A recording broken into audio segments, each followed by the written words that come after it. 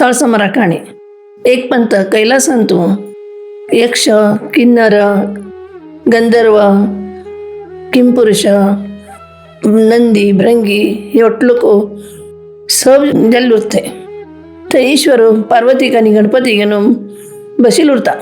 गंधर्व लोक गायन सांगताची, देवत लोक फुल्ला पावस लोक येताची, मंगलकर वाद्य वाजयता उरताची, नंदी भृंगी मद्दळ अनिक नांताची, अशी ती सभा अगदीची खुशीन उरता.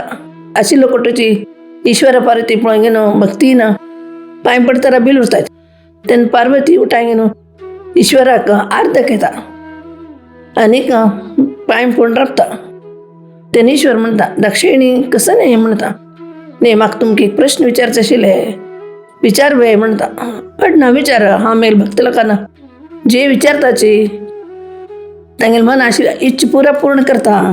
तू विचार प्रश्न उत्तर दे ना गाव विचार म्हणता. त्यांनी म्हणता, हा 16 समार व्रताबद्दल ऐकल्या, ते व्रत कसे करचे, ते केल्या निमित्तानं कसं फल असा, त्याचे महत्व कसं नाही हे तुम्ही मग सांगा म्हणून सांगता. ज्ञानेश्वर म्हणता, हो व्रत अगदीची महत्वाचं, हे केलेल्या निमित्तानं चरडून येणाऱ्या लोकांना चरडून येताची, दारिद्र्य लोकांक धनसंपत्ती मिळता, विजोड जल्लो कोटो एकत्र येताची, हे व्रत केल्ल्यान जेव्हा पळयल निमित्तान जेव्हा ऐकल्यानं मस्त पुण्य असा. पळयल लोकांका ऐकल लोकांक बी व्रत केल्या लोकांना तितलेची पुण्य मिळता, तांगेल बी मनोकामना पूर्ण जाता. खंयचे एक पापी लोकांनी जर हे व्रत भंग केले बा तांकां जिवनांत मस्त मने कश्ट येताची, चेडवाले तांकां हानी जाता, नवे घोबायल विजोड येताची, आवई बापाई चेडू विजोड येताची.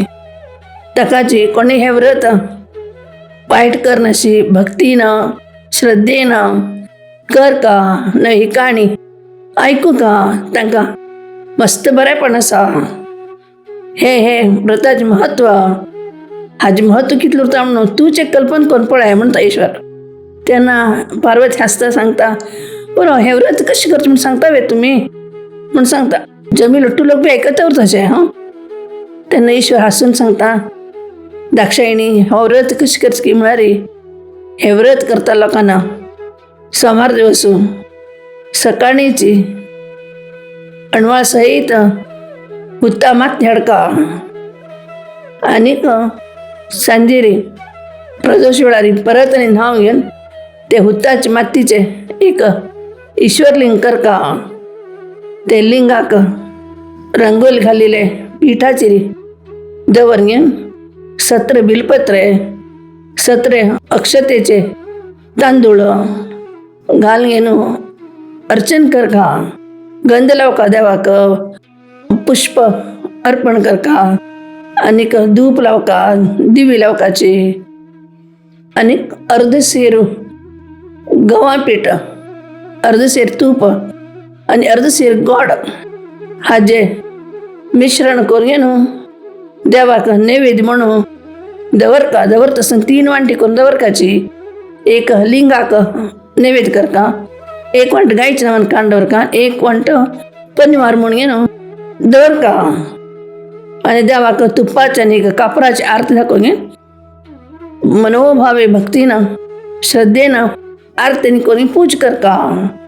थंय आई लोकांक पनिवार म्हणून दवरिल्ले नैवेद्य न्हय ते वांटका, प्रसाद वांटस न्हय तो व्रत केल्ल्या लोकांक खावका.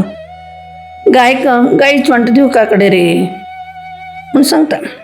कडे हेर दिवस ते परत आनी न्हावन करून शिवपंचाक्षरी सांगता न्हावका आनी देवाक पूज आनी कर. ते लिंगाक परत पूज करून देवाला आरतीनी करून घेवन ते लिंग काण घेवन एक बरेच जाग्यार दवरका. अशीची 16 समार पासून करका. 17वे समार कसं करका की म्हळ्यार हेच प्रकारान पूज करची जाल्यार ते दिवस 5 शेर गंवा पीठ, 5 शेर तूप, 5 शेर गोड अशी इतलो व्हड नैवेद्य करका. आनीक दंपती लोकांक दंपती कापाक घेवन तांगेलें कितलें शक्य आसा उद्यापन करका. आनी कडे तशी ती लिंग न्हंयन थोन सोडका म्हूण सांगता.